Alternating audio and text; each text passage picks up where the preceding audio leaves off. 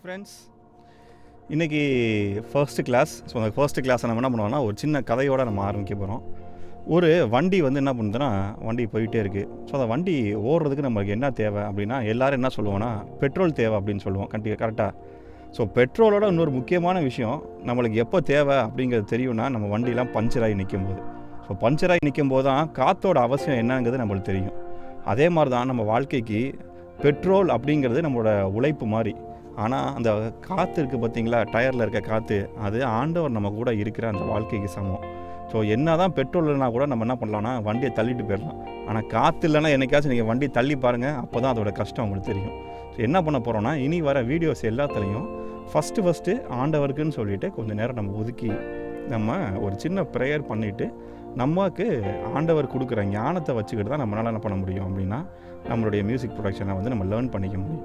So மற்ற மக்கள் வந்து இது மேலே நம்பிக்கை வச்சுருப்பாங்களா இல்லைன்னு நம்மளுக்கு தெரில. ஸோ ரசிக்கப்பட்ட மக்களான நம்ம ஆண்டவர்கிட்ட ஃபஸ்ட்டு ஞானத்தை கேட்குறது தான் நியாயம்னு சொல்லிட்டு எனக்கு தோணுது.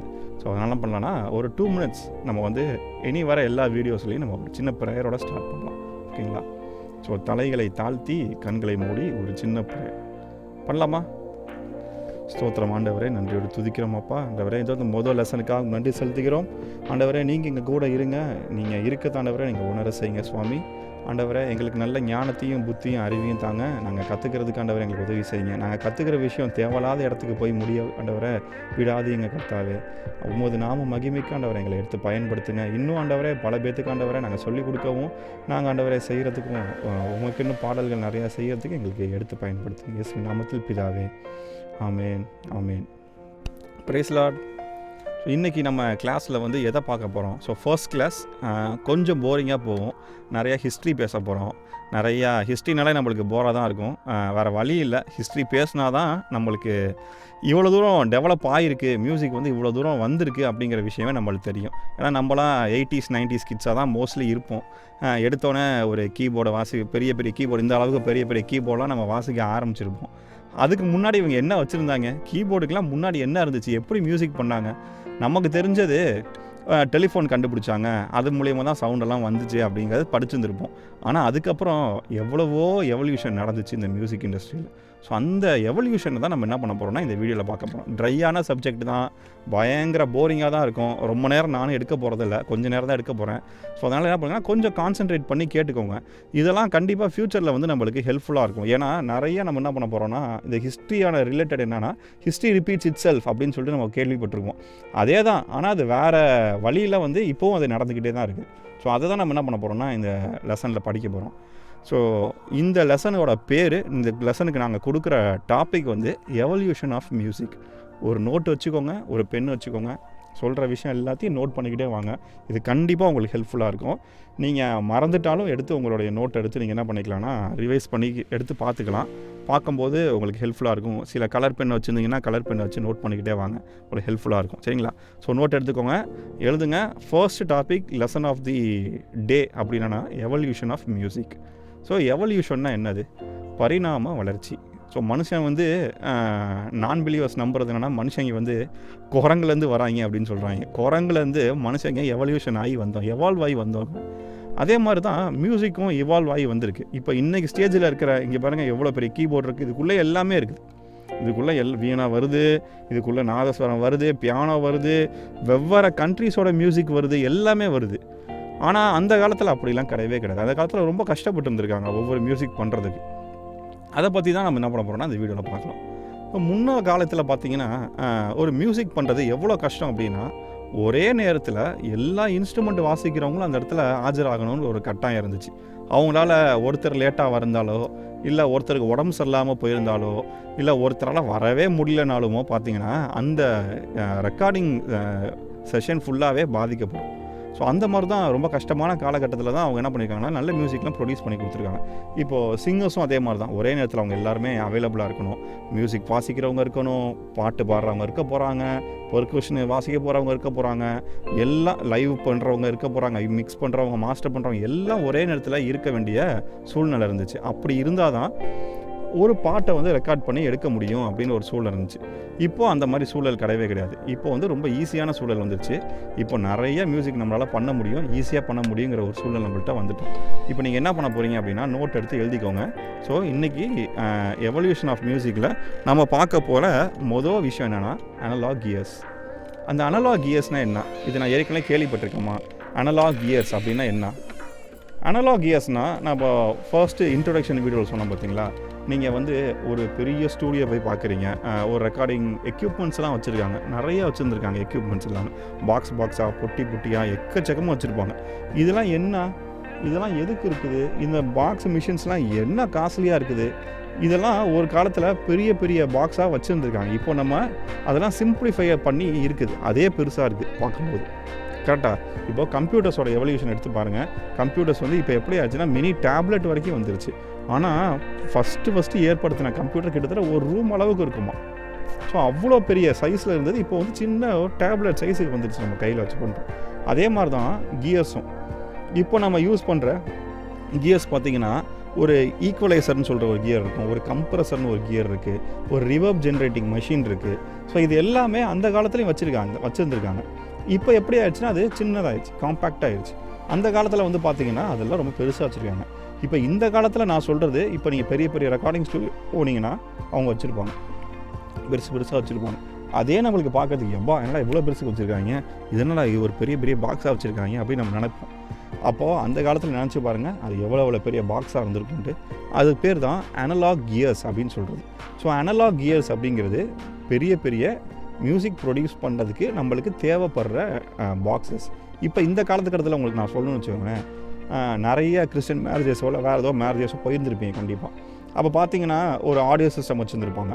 அந்த ஆடியோ சிஸ்டத்தில் பார்த்தீங்கன்னா வந்து ஒரு மிக்சர் ஒன்று வச்சுருப்பாங்க. இவ்வளோ பெரிய மிக்சர் இருக்கும், நல்லா பெருசாக இருக்கும், இவ்வளோ பெருசாக ஃபுல்லாக அடைச்சிக்கிட்டு இருக்கும் அந்த மிக்சர். அந்த மிக்சரில் இப்படி செய்வாங்க, பார்த்துருக்கீங்களா? ஸோ அந்த மிக்சர் எல்லாமே ஒரு அனலாக் கியர்ஸ் தான். இப்போ அந்த மிக்சர் வந்து பார்த்திங்கன்னா சின்னது, இப்போ சொல்ல போனால் அது சின்னது. அந்த காலத்தில் அப்போ நினச்சி பார்த்துக்கோங்க. எனக்கு தெரிஞ்சு எஸ்எஸ்எல் அப்படின்னு சொல்லிட்டு ஒரு ஃபேமஸான மிக்சர். அந்த மிக்சர் வந்து பார்த்திங்கன்னா ரொம்ப பெருசாக இருக்கும், ரொம்ப ஃபேமஸான மிக்சர் வேறு. அந்த மிக்சர் வந்து நிறைய ரெக்கார்டிங் ஸ்டூடியோவில் வச்சுருந்தாங்க. இன்ன வரைக்கும் அந்த எஸ்எஸ்எல் வந்து பயங்கர ஃபேமஸான ஒரு மிக்சர். ஸோ நான் சொல்கிறது என்னென்னா அவ்வளோ பெரிய இடத்த அடைக்கக்கூடிய அனலாக் கியர்ஸ்லாம் அந்த காலத்தில் வச்சுருந்துருக்காங்க. ஸோ அது வந்து நிறைய பிரச்சனைகளை உங்களுக்கு ஏற்படுத்திகிட்டு இருந்துச்சு. அனலாக் கியர்ஸ் வச்சுருக்கனால என்னென்ன பிரச்சனைகள், என்னென்ன பாதிப்புகள்னு பார்த்தீங்கன்னா, ஒன்று, எல்லாத்தாலையும் அதை வந்து அஃபோர்டபுளாக இல்லை, எல்லாத்தாலையும் அது வந்து பர்ச்சேஸ் பண்ண முடியலை. நிறைய அமௌண்ட் இருக்கவங்க, நிறைய காசு இருக்கிறவங்க, அவங்க தான் போய் என்ன பண்ண முடியுதுன்னா இந்த மாதிரி கியர்ஸ்லாம் வந்து பர்ச்சேஸ் பண்ண முடிஞ்சுது. நம்மளால் ஒரு மீடியாக்கார் ஃபேமிலியில் இருக்க யாருமே போய் பர்ச்சேஸ்லாம் பண்ண முடியல. அவ்வளோ பெருசு வைக்கிறதுக்கு இடமும் கிடையாது, காஸ்ட்டும் நம்மளுக்கு வந்து ரொம்ப ஹையாக இருந்தது, நம்மளால் வந்து வாங்க முடியாதுன்னு ஒரு சூழ்நிலை இருந்துச்சு.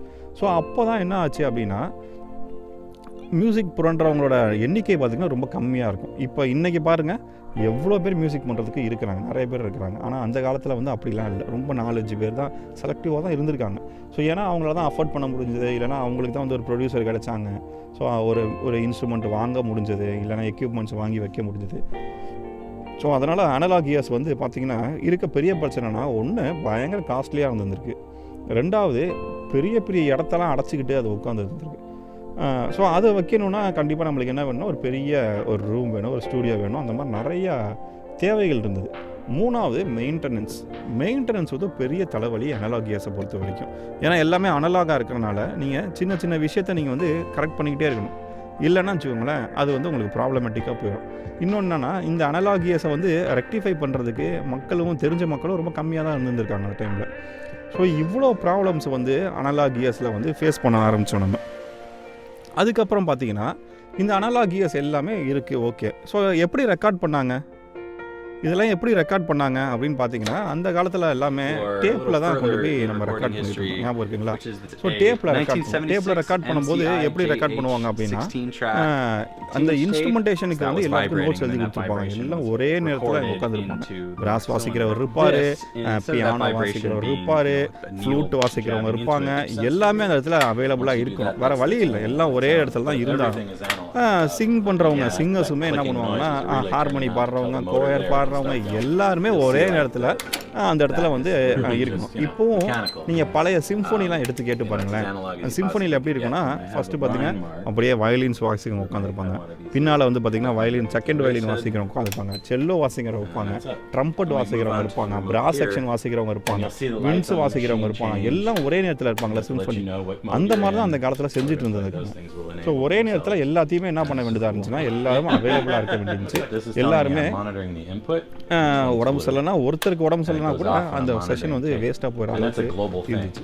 ஸோ அப்படி இருக்கும்போது என்ன பண்ணாங்க அப்படின்னா டேப்பில் வந்து ரெக்கார்ட் பண்ணாங்க, டேப்பில் ரெக்கார்ட் பண்ணிட்டு இருந்தாங்க. இப்போது அடுத்த லெவலுக்கு வந்து மூவ் பண்ணுறாங்க. அது பார்த்தீங்கன்னா ட்ராக் ரெக்கார்டர்ஸ் அப்படிங்கிறது.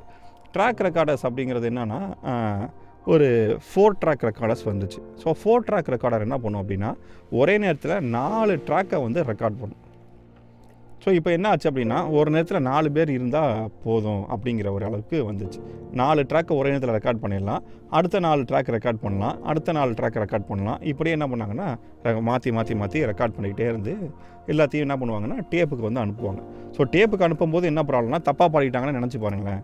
இல்லை ஒருத்தர் வந்து பிராஸ் வாசிக்கிறவங்க தப்பாக நோட்டு வாசிட்டாங்கன்னு என்ன பண்ணுவாங்க, ஒரு நோட்டு வாசிட்டாங்க என்ன பண்ணுவாங்க.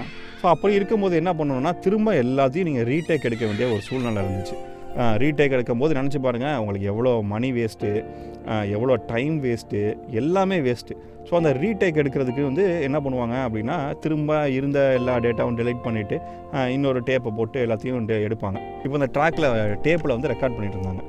அதுக்கப்புறம் 4 ட்ராக் ரெக்கார்டை தாண்டி வந்து பார்த்திங்கன்னா 8 ட்ராக் ரெக்கார்டர்ஸ் வந்துச்சு.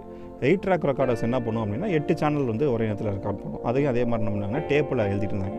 ஸோ எப்படி வந்து மியூசிக் வந்து வளர்ந்து வந்துக்கிட்டே இருந்துச்சோ அதே டைமில் இந்த சைடு பார்த்திங்கன்னு வச்சுக்கோங்களேன் எலக்ட்ரானிக்ஸோட டெவலப்மெண்ட்டு ஒரு சைடு வந்துக்கிட்டே இருந்துச்சு. ஸோ எலக்ட்ரானிக்கில் வந்து பார்த்திங்கன்னா டயோடுக்கு படிச்சிருந்துருப்பீங்க. நீங்கள் ஒரு எலக்ட்ரானிக்கான இன்ஜினியரிங்காக இருந்தீங்கன்னா டயோடு பற்றி படிச்சிருப்பீங்க, ட்ரையோடு பற்றி படிச்சிருப்பீங்க. அதுக்கப்புறம் சிப்பு வந்துச்சு, சிப்பு பேஸ்டு, கெப்பாசிட்டர், ரெசிஸ்டரு, இந்த மாதிரி ஒவ்வொரு இன்வென்ஷனாக எலக்ட்ரானிக்ஸில் வந்துட்டு இருந்துச்சு. ஸோ இதெல்லாம் ஒரே நேரத்தில் வந்து நடந்துட்டு இருந்துச்சு. இதுதான் ஹிஸ்ட்ரி. எல்லாம் ஒரே நேரத்தில் வந்துட்டு இருந்துச்சு. அப்புறமேல் பார்த்திங்கன்னா வேர்ல்ட்ஸ் ஃபஸ்ட்டு கம்ப்யூட்டரு க்ரியேட் பண்ணுறாங்க. ஸோ க்ரியேட் பண்ணும்போது அப்போ தான் அது எல்லாமே டிஜிட்டல் பிளாட்ஃபார்முக்கு மாற்றுறதுக்கான வழிமுறைகள் நம்மளுக்கு வருது. ஸோ வழிமுறைகள் என்ன வருது அப்படின்னா டிஜிட்டல் பிளாட்ஃபார்முக்கு நம்ம மாறுறோம். டிஜிட்டல் பிளாட்ஃபார்முக்கு எப்படி மாற்றலாம் அப்படின்னு சொல்லிட்டு இவங்க பிளான் பண்ணிட்டு இருக்காங்க. இப்போது ஏன்னா என்ன பிரச்சனைனா இப்போ இருக்கிறது எல்லாமே அனலாகாக இருக்குது. இந்த அனலாகுனா சவுண்டு, இப்போ நம்ம பேசுகிற சவுண்டு, ஒரு இன்ஸ்ட்ருமெண்ட்லேருந்து வர சவுண்டு, இது எல்லாமே அனலாக் சிக்னல்ஸ் தான் சொல்லுவாங்க. ஸோ இந்த சிக்னல்ஸ் எல்லாத்தையுமே கம்ப்யூட்டருக்கு வந்து ஏற்ற மாதிரி புரிஞ்ச லாங்குவேஜுக்கு மாற்றணும். கம்ப்யூட்டருக்கு எதுக்கு புரியும்? Computer reads only 0s and 1s. கம்ப்யூட்டருக்கு 0வும் 1 தவிர வேறு எதுவும் தெரியாது. அப்போது இவங்க என்ன பண்ணாங்க அப்படின்னா இந்த அனலாகை டிஜிட்டலாக கன்வெர்ட் பண்ணணும் அப்படின்னு சொன்னால் கம்ப்யூட்டருக்கு ஏற்ற லாங்குவேஜில் அதை வந்து கண்டிப்பாக தந்தாங்க. ஸோ நடுவில் வந்து ஒரு கன்வெர்ட்டர் யூஸ் பண்ண ஆரம்பித்தாங்க. கன்வெர்ட்டர் யூஸ் பண்ணி இருக்கிற அனலாகை வந்து டிஜிட்டலாக கன்வெர்ட் பண்ணி கம்ப்யூட்டருக்கு ஃபீட் பண்ண ஆரம்பித்தாங்க. ரொம்ப சக்ஸஸ்ஃபுல்லான சாஃப்ட்வேர் அந்த டைமில் என்ன இருந்துச்சுன்னா ப்ரோ டூல்ஸ் அப்படின்னு சொல்லி சாஃப்ட்வேர் தான் இருந்துச்சு. அது ரொம்ப சக்ஸஸ்ஃபுல்லாக இருந்துச்சு. அப்போ என்ன பண்ணாங்கன்னா ட்ராக் ரெக்கார்டிங்க்கு அப்போ தான் ஃபஸ்ட்டு என்ன பண்ணுறாங்கன்னா மாறுறாங்க. எல்லாமே கம்ப்யூட்டரைஸ்ட் ரெக்கார்டிங் அப்படின்னு சொல்கிறாங்க. ஸோ கம்ப்யூட்டர் ரெக்கார்டிங் வர வரைக்குமே கிட்டத்தட்ட ரெக்கார்டிங்ஸ் எல்லாமே மோனோ என்வாயர்மெண்ட்டில் தான் நடந்துச்சு. மோனோ அப்படின்னா என்னென்னா இப்போது இந்த ஸ்டீரியோ அப்படின்னா என்ன, இப்போ தான் ஹெட்ஃபோன் இருக்குது, ஹெட்ஃபோனில் லெஃப்ட் இருக்குது, ஹெட்ஃபோனில் ரைட் இருக்குது. ஸோ ஹெட்ஃபோன் லெஃப்ட் ரைட்லேயும் ஒரே சவுண்டு வருது அப்படின்னு சொன்னால் அது மோனோ. இந்த சைடு வேறு சிக்னல் வருது, இந்த சைடு வேறு சிக்னல் வருதுன்னா அது ஸ்டீரியோ. ரொம்ப காலமாக சினியாக இருக்கட்டும் இல்லை வேறு ஏதாச்சும் ஒரு சிம்ஃபனியாக இருக்கட்டும் எதாக இருந்தாலுமே மோனோவை தான் செஞ்சுட்டு இருந்தாங்க. ரொம்ப காலம் கழிச்சு தான் என்ன ஆச்சுன்னா அது ஸ்டீரியோவாக கன்வெர்ட் ஆச்சு. ஸோ இப்போ கம்ப்யூட்டருக்கு அவங்க வந்து என்ன பண்ணிட்டாங்கன்னா கம்ப்யூட்டர் பிளாட்ஃபார்முக்கு மாறிட்டாங்க. ஸோ கம்ப்யூட்டர் பிளாட்ஃபார்ம் மாறினதுக்கப்புறம் ஃபஸ்ட்டு என்ன பண்ணாங்கன்னா டிஜிட்டல் சிடியாக தான் ரிலீஸ் பண்ண ஆரம்பித்தாங்க. காம்பேக்ட் டிஸ்க் சிடியில் வந்துச்சு. காம்பேக்ட் டிஸ்கில் என்ன பண்ணாங்கன்னா ரிலீஸ் பண்ண ஆரம்பித்தாங்க. ஸோ காம்பேக்ட் டிஸ்கில் என்ன பண்ணாங்கன்னா ஃபைனல் அவுட்புட் மீடியமாக தான். முன்னால் எப்படி டேப்பு தான் வந்து ஒரு ஃபைனல் அவுட்புட் மீடியமாக இருந்துச்சுல, இப்போ என்னென்னா டிஜிட்டல் சிடி தான் ஒரு ஃபைனல் அவுட்புட் மீடியமாக வந்துச்சு. ஸோ என்ன பண்ணாங்கன்னா சிடியில் ரைட் பண்ண ஆரம்பித்தாங்க. சாங்ஸ் எல்லாம் சிடியில் வர ஆரம்பிச்சிச்சு. அதுக்கப்புறம் பார்த்திங்கன்னா டிவிடி வந்துச்சு. டிவிடி வரும்போது பார்த்திங்கன்னா நிறையா எக்யூப்மெண்ட்ஸ் வந்து கம்ப்யூட்டர் கன்வெர்ட் ஆகிட்டே வந்துச்சு. நிறைய எக்யூப்மெண்ட்ஸ் வந்து என்ன பண்ணாங்கன்னா சிஸ்டம்லக்கு ஓரியன்டாக ஹார்ட்வேர்ஸ் எல்லாத்தையும் சாஃப்ட்வேராக கன்வெர்ட் பண்ண ஆரம்பித்தாங்க. ஸோ அதில் வந்து பெரிய அட்வான்டேஜ் எங்கே வந்துச்சு அப்படின்னா ஸ்டைன்பர்க் அப்படிங்கிற கம்பெனி என்ன பண்ணாங்க அப்படின்னா விஎஸ்டிலாம் க்ரியேட் பண்ணி கொடுக்க ஆரம்பித்தாங்க. ஸோ வர்ச்சுவல் ஸ்டூடியோ டெக்னாலஜி, அதான் விஎஸ்டி. சைன்பர்க் தான் ஃபர்ஸ்ட்டு விஎஸ்டியை வந்து க்ரியேட் பண்ணி எல்லாத்துக்கும் கொடுத்தாங்க. ஸோ அது கொடுக்கும்போது என்ன ஆச்சுன்னா ஒரு பெரிய ரெவல்யூஷனே மியூசிக் இண்டஸ்ட்ரியில் ஏற்பட்டுச்சு. எல்லா இன்ஸ்ட்ருமெண்ட்ஸும் நீங்கள் லைவாக வாசிக்க வேண்டிய கட்டாயம் இல்லை, எல்லாத்தையும் நீங்கள் சாஃப்ட்வேர் மூலிமா ட்ரிகர் பண்ணிக்கலாம் அப்படின்னு சொல்லிட்டு கொண்டு வந்தாங்க. எல்லா ரிவர்ப் வந்துச்சு, எஃபெக்ட்ஸ் வந்துச்சு, எஃபெக்ட்ஸ் சேனல் வந்துச்சு, எல்லாமே என்னாச்சுன்னா கம்ப்யூட்டரில் இதாக ஆரம்பிச்சு. ஸோ அப்போ தான் என்ன பண்ணாங்கன்னா DAWலாம் ரிலீஸ் பண்ண ஆரம்பித்தாங்க. Nuendo, Cubase, Reason, studio 1.4, studio 1.3.4, studio 1, pro tools, அதுக்கப்புறம் என்னது இன்னும் நிறையா எக்கச்சக்கமாக நம்ம சொல்லிட்டே போகலாம். எல்லா DAW வந்து பார்த்திங்கன்னா கியூபேஸ் சொல்லியாச்சுன்னு நினைக்கிறேன். கியூபேஸு எல்லா DAWயும் பார்த்திங்கன்னா இப்போ இருக்க DAWலாம் பயங்கரமாக நம்மளுக்கு அவுட்புட் குவாலிட்டிலாம் கொடுக்க ஆரம்பிச்சிருது. ஸோ அப்போ வந்து இருக்கிறது வந்து கொஞ்சம் ரெஸ்ட்ரிக்டடாக இருந்தாங்க. ரொம்ப நிறைய இப்போ இருக்க அளவுக்கு இல்லைனாலுமே கொஞ்சம் கொஞ்சமாக அதை அப்டேட் பண்ணிக்கிட்டே வந்தாங்க. So சிடியிலேருந்து DVD மாறினாங்க. டிவிடிலேருந்து அடுத்து என்ன பிளாட்ஃபார்ம் மாறிட்டாங்கன்னா இப்போ இருக்கிற லைவ் ஸ்ட்ரீம் மீடியாவுக்கு இப்போ மாறிட்டோம் நம்ம. இப்போ யாருமே சிடிலாம் நம்ம அவாய்ட் பண்ணுறது, சிடிலாம் யாரும் கேட்குறதில்ல. இப்போ யாரும் சிடியில் கூட யாரும் ரிலீஸ் பண்ண மாட்டேங்கிறாங்க. எல்லாம் டிவிடிஸ்லாம் கொஞ்சம் ஸ்டாப் பண்ணிட்டாங்க. ஸ்டாப் பண்ணிட்டு இப்போ எங்கே போகிறாங்க அப்படின்னு பார்த்தீங்கன்னா நேராக ஸ்ட்ரீமிங் மீடியத்துக்கு போயிட்டாங்க. ஸோ ஸ்ட்ரீமிங் மீடியம் பார்த்திங்கன்னா யூடியூபு, அதுக்கப்புறம் அது பேர் என்னது சவுண்டு க்ளவுடு, இன்னும் ஐடியூன்ஸு நிறையா வந்துருச்சுல்ல. இப்போ ஸ்பாட்டிஃபை வந்துருச்சு, அமேசான் மியூசிக் வந்துருச்சு, இந்த மாதிரி எக்கச்சக்க ஸ்ட்ரீமிங் மீடியம் வந்துருச்சு. ஸோ இந்த ஸ்ட்ரீமிங் மீடியத்தை நோக்கி இப்போ என்ன ஆகுதுன்னா இப்போ இருக்க லேட்டஸ்ட் ஜென்ரேஷன் சாங்ஸ் எல்லாமே அதுக்கேற்ற மாதிரி தான் போயிட்டுருக்கு. ஸோ இப்படி தான் ஒரு மியூசிக் வந்து இவால்வ் ஆகி வந்துச்சு. ஒன்றுமே இல்லாமல் ஆரம்பித்தாங்க, நிறைய அனலாக் இயர்ஸ் வச்சு பண்ணாங்க. இப்போ பார்த்தீங்கன்னா ஸ்டூடியோ வந்து பயங்கரமாக முன்னேறி இப்போ வந்துருச்சு.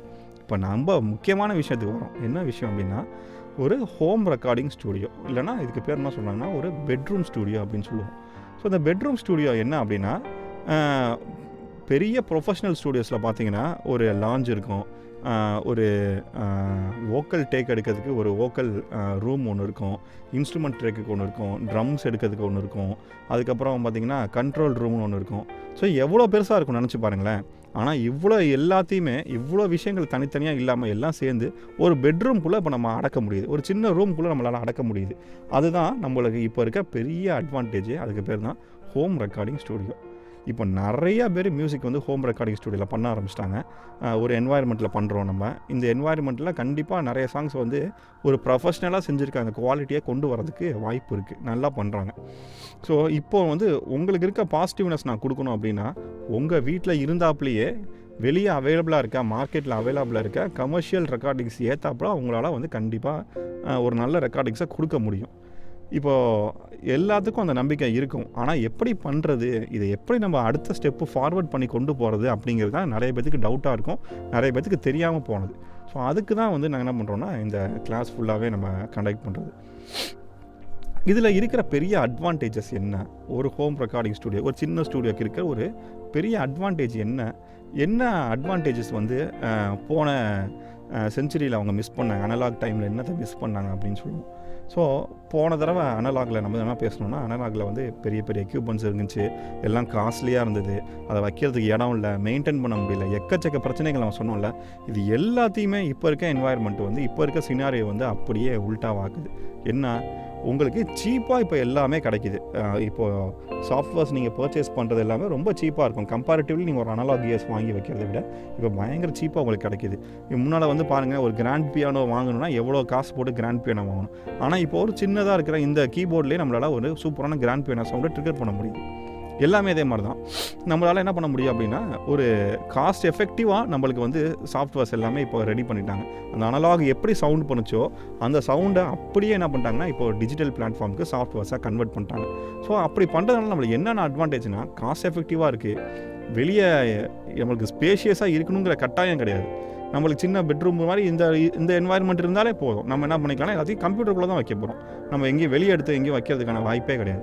ஸோ வந்து அது உள்ளே தான் இருக்க போது அதை மெயின்டைன் பண்ணணுங்கிறதுக்கு எந்த காஸ்ட்டுமே உங்களுக்கு கிடையவே கிடையாது. சாஃப்ட்வேர் இன்ஸ்டால் பண்ணலாம், நீங்கள் அன்இன்ஸ்டால் பண்ணலாம். இன்கேஸ் உங்கள் கம்ப்யூட்டர் வந்து கரப்ட் ஆகிடுச்சு நீங்கள் நினச்சாலும் இன்னொரு கம்ப்யூட்டர் புதுசாக பர்ச்சேஸ் பண்ணாலும் அந்த கீயை தூக்கி அப்படியே அதை போட்டுக்க போகிறீங்க. இது திரும்ப அதில் கம்ப்யூட்டரில் ரன் ஆக போகுது, பிரச்சனையே கிடையாது உங்களுக்கு. ஹார்ட்வேரில் இருந்த எல்லா நெகட்டிவ்ஸையும் இப்போ இருக்க கரண்ட் ஜென்ரேஷனில் இருக்கிற இந்த சாஃப்ட்வேர்ஸ் எல்லாத்தையும் பாசிட்டிவாக கன்வெர்ட் பண்ணி கொடுத்துருக்கு. ஸோ உங்களுக்கு என்னன்னா ஒரே இடத்துல இருந்துட்டு நீங்கள் வந்து மியூசிக் பண்ணுறதுக்கான எல்லா வாய்ப்பையும் இந்த ஜென்ரேஷனுக்கு வந்து கொடுத்துருக்கு. அது இல்லாமல் விஎஸ்டியை பொறுத்த வரைக்கும் நிறைய பேசலாம். இப்போது உங்களுக்கு ஒரு ட்ரம்மர் தேவைப்படுறாரு, ஆனால் ட்ரம்மர் இல்லை, உங்களுக்கு தெரிஞ்ச ஃப்ரெண்ட்ஸ் யாருமே ட்ரம்மர் இல்லைன்னா விஎஸ்டி இருக்குது. விஎஸ்டியில் ட்ரம்மிங் சாஃப்ட்வேர் இருக்குது. அந்த சாஃப்ட்வேரில் ட்ரம்ஸ் பண்ணலாம், நீங்கள் பேட்டர்ன் க்ரியேட் பண்ணிக்கலாம், நீங்கள் உங்களுக்கு தேவையான ட்ரம்மிங் சம்மந்தமான எல்லாத்தையும் நீங்கள் என்ன பண்ணிக்கலாம்னா சாஃப்ட்வேர் மூலியமாக நீங்கள் ட்ரிகர் பண்ணிக்கலாம். உங்களுக்கு வேறு ஒருத்தரை நீங்கள் டிபெண்ட் பண்ணி இருக்கணுங்கிற கட்டாயம் கிடையாது. இன்னும் பயங்கர அட்வான்டேஜ் என்னன்னா ட்ராக் ரெக்கார்டிங்ஸ் எல்லாத்தையுமே 4 ட்ராக் 8 ட்ராக்லாம் கிடையாது. இப்போ மல்டி ட்ராக் ரெக்கார்டிங்ஸ் வந்துருச்சு.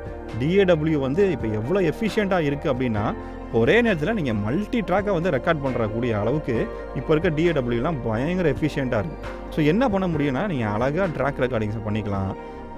ஒரே நேரத்தில் வந்து 4 ட்ராக் ரெக்கார்ட் பண்ணலாம், 5 ட்ராக் ரெக்கார்ட் பண்ணலாம், எவ்வளோனாலும் நீங்கள் ரெக்கார்ட் பண்ணலாம், பிரச்சனையே கிடையாது. இன்னொரு பெரிய அட்வான்டேஜ் என்ன அப்படின்னா அனலாகில் வந்து தப்பு பண்ணிட்டீங்க அப்படின்னு சொன்னால் நீங்கள் வேறு வழியே இல்லை, திரும்ப எல்லாத்தையும் ரீடேக் தான் எடுக்கணும். ஆனால் டிஜிட்டலில் அப்படி கிடையாது. நீங்கள் கட் பண்ணலாம், காப்பி பண்ணலாம், பேஸ்ட் பண்ணலாம், எடிட் பண்ணலாம், மீடியா நவுத்தலாம், மீடியா வந்து வெலாசிட்டியை நீங்கள் கம்மி பண்ணலாம். உங்களுக்கு நம்பர் ஆஃப் சான்சஸ் இருக்குது உங்களுடைய எரரை ரெக்டிஃபை பண்ணுறதுக்கு. ஸோ நீங்கள் இந்த என்வாயர்மெண்ட்டை பொறுத்த வரைக்கும் நீங்கள் எவ்வளோ ஸ்கில்ஃபுல்லாக இருக்கிறீங்க அப்படிங்கிறது முக்கியமே கிடையாது. நீங்கள் எவ்வளோ க்ரியேட்டிவாக இருக்கிறீங்க அப்படிங்கிறது தான் முக்கியம். ஏன்னா ஒரு லைவ் சினாரியோ நினச்சி பார்த்துக்கோங்களேன். லைவ் சினாரியில் இப்போ நான் வாசிக்கிறேன், இப்போ வாசிக்க போகும்போது என் ஃபிங்கர்ஸ் இப்படி ஓடும்போது தான் லைவில் நான் வாசிக்க போகும்போது கேட்குறதுக்கு அது நல்லாயிருக்கும். நான் இங்கே திணறிட்டு இருந்தேன்னு வச்சுக்கோங்களேன், கேட்குறதுக்கு நல்லா இருக்காது. ஸோ அந்த ஸ்கில்லு வந்து எனக்கு லைவ் சினாரியோவில் வாசிக்கிறதுக்கு தேவைப்படுது. ஆனால் ஸ்டூடியோவில் இருக்க சினாரியோக்கு அது தேவையே கிடையாது. உங்களுக்கு அந்த இடத்துல ஸ்கில் இருக்கணும்னு அவசியமே இல்லை, ஸ்பீட் இருக்கணும்னு அவசியம் இல்லை, நீங்கள் வேகமாக வாசிக்கணுங்கிற கட்டாயம் கிடையாது. நீங்கள் டெம்போவை கம்மியாக வச்சுக்கலாம், மெதுவாக வாசிக்கலாம், டெம்போ இன்க்ரீஸ் பண்ணிக்கலாம், பிரச்சனையே இல்லை. தப்பாக பண்ணிட்டீங்களா எல்லாத்தையும் எடிட் பண்ணிக்கலாம். லைவில் அப்படி கிடையாது. தப்பாக பண்ணிட்டீங்கன்னா அது ஏன்னா தப்பாக வாசிட்டார் அவர், அதில் ஒரு நோட்டை மிஸ் பண்ணிட்டாருன்னு சொல்லுவாங்க. ஆனால் இங்கே அப்படி கிடையாது. தப்பாக வாசிட்டிங்கன்னா நீங்கள் ஜஸ்ட்டு ஒரு மீடியா ட்ராக் பண்ணி உள்ளே வைங்க, வேலை முடிஞ்சிச்சு, ஈஸியாக முடிஞ்சிடும் நம்மளுக்கு. ஸோ எரர்ஸை ரெக்டிஃபை பண்ணுறதுக்கு இப்போ இருக்க சினாரியோ நம்மளுக்கு ரொம்ப ஹெல்ப்ஃபுல்லாக இருக்குது. ஸோ இந்த DAW வந்து ஒரு பெரிய ரெவல்யூஷனை நம்ம மியூசிக் கொண்டு வந்திருக்கு. ஸோ இப்படி ஒன்றுமே இல்லாமல் ஒரு அனலாக் கியர்ஸை வச்சு ஆரம்பித்த இந்த மியூசிக் வந்து இன்றைக்கி பார்த்தீங்கன்னா ஒரு நல்ல சாங்கை, குவாலிட்டியான சாங்கை உங்கள் வீட்டில் இருந்துக்கிட்டே, உங்கள்கிட்ட இருக்க கம்ப்யூட்டரை வச்சுக்கிட்டே, உங்கள்கிட்ட இருக்கிற இந்த சின்ன கீபோர்டை வச்சுக்கிட்டே செய்கிற அளவுக்கு நல்லா டெவலப் ஆகி வந்திருக்கு. ஸோ இந்த டெவலப்மெண்ட்டை தான் நம்ம என்ன பண்ண போகிறோம்னா யூட்டிலைஸ் பண்ணிக்கிட்டு நம்மளுக்கு இருக்கிற கியர்ஸை நம்மளால் என்ன அஃபோர்டபுளாக போட்டு பர்ச்சேஸ் பண்ண முடியுமோ அந்த அஃபோர்டபிலிட்டியை பார்த்துக்கிட்டு அந்த ரேட்டுக்கு நம்ம பர்ச்சேஸ் பண்ணிவிட்டு நம்ம என்ன பண்ண போகிறோம், நல்ல குவாலிட்டியான சாங்ஸை ரெக்கார்ட் பண்ண போகிறோம். என்கிட்ட நிறையா பேர் வருவாங்க, அவங்கள்ட்ட பார்த்தீங்கன்னா நிறைய எக்யூப்மெண்ட்ஸ் வந்து நல்ல காஸ்ட்லியான எக்யூப்மெண்ட்ஸ்லாம் வாங்கி போட்டிருப்பாங்க. ஆனால் பிரச்சனை என்னென்னா அவங்களுக்கு வந்து பேசிக்கான நாலேஜ் வந்து இதை பற்றி எதுவுமே இருக்காது. ஜஸ்ட் என்ன பண்ணுவாங்க அப்படின்னா அவங்க சொல்லி கொடுத்த மாதிரி ரோபோட்டிக் மாதிரி வேலை செய்வாங்க. அண்ணே இப்படி போய் இந்த பட்டன் அழுத்துங்கண்ணே, இந்த பட்டன் அழுத்துங்கண்ணே அப்படின்னு சொல்லிட்டிங்கன்னா அவங்க அதை தான் செய்வாங்க. அதை தவிர்த்து இது ஏன் இந்த பட்டன் நம்ம ப்ரெஸ் பண்ணுறோம், இந்த ப்ரெஸ் பண்ணுறதுனால பேக்ரவுண்டில் என்ன ப்ராசஸ் நடக்குது அதெல்லாம் எதுவுமே அவங்களுக்கு தெரியாது. இதனால் என்ன பிரச்சனை அப்படின்னா எங்கேயாச்சும் ஒரு இடத்துல அவங்க தப்பு பண்ணிட்டாங்க, ஏதோ ஒரு தப்பாக நடந்துச்சு அப்படின்னு சொன்னால் அவங்களால ட்ரபிள் ஷூட்டிங் பண்ணவே தெரியாது. அவங்க என்ன பண்ணுவாங்கன்னா இன்னொருத்தரை கண்டிப்பாக டிபெண்ட் பண்ணியே தான் இருப்பாங்க. என்னையோ இல்லை வேறு யாரோ சாஃப்ட்வேர் இன்ஸ்டால் பண்ணி கொடுத்தாங்களோ அவங்களை டிபெண்ட் பண்ணியே தான் இருப்பாங்க. ஆனால் ஒன்ஸ் வந்து உங்களுக்கு பேசிக்கான அந்த நாலேஜ் பற்றி தெரிஞ்சுக்கிட்டீங்கன்னு வச்சுக்கோங்களேன், இது பின்னால் என்ன நடக்குது, பேக்ரவுண்டில் என்ன நடக்குது, இது எதுக்கு, இந்த ப்ராப்ளம் நம்ம எப்படி ரெக்டிஃபை பண்ணலாம் அப்படின்னு பார்த்துக்கிட்டு தெரிஞ்சுக்கிட்டிங்கன்னா உங்களுக்கு ட்ரபிள் ஷூட்டிங் ரொம்ப ஈஸியாக இருக்கும். நீங்கள் யாரையும் டிபெண்ட் பண்ணியிருக்க வேணாம், நீங்களே என்ன பண்ணலான்னா உங்களுக்கு வர பிரச்சனைகள் எல்லாத்தையுமே நீங்களே சார்ட் அவுட் பண்ணி சால்வ் பண்ணிக்கலாம். அதுவும் இல்லாமல் இந்த மாதிரி பிரச்சனைக்கு வரவங்கள்ட்டே நீங்கள் ஹெல்ப் பண்ணலாம். சரிங்களா? ஸோ இன்றைக்கி சப்ஜெக்ட் ஃபுல்லாகவே எவல்யூஷன் ஆஃப் மியூசிக் படித்து தெரிஞ்சுக்கிட்டோமா, நீங்கள் என்ன பண்ணிக்கோங்க, நோட்டில் எல்லாத்தையும் பாயிண்ட் பை பாயிண்ட்டாக நீங்கள் பண்ணிக்கோங்க. கூகுளில் போய் சர்ச் பண்ணி பாருங்கள். இப்போ நான் சொல்கிறதோட விட்டு நிறுத்திக்காதுங்க. ஏன்னா நாலேஜ் வந்து ஒரு சிடிலையோ இல்லை இந்த மாதிரி ஒரு சின்ன வீடியோலையோ முடிகிறது கிடையாது. இன்னும் நிறைய விஷயங்கள் கூகுளில் வந்து உங்களுக்கு அவைலபிளாக இருக்குது. நீங்கள் படித்து பாருங்கள். படித்து பார்த்தீங்கன்னா தான் உங்களுக்கு தெரியும், ஓஹோ இவ்வளோ கஷ்டப்பட்டு வந்திருக்காங்க, ஆனால் நம்ம இப்போ வந்து ரொம்ப ஈஸியாக சிம்பிளாக பண்ணுறோம் நம்ம அப்படின்னு சொல்லிட்டு நம்மளுக்கு தெரியும்.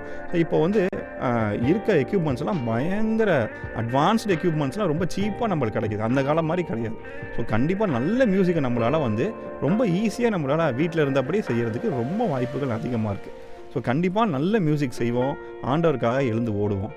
தேங்க்யூ.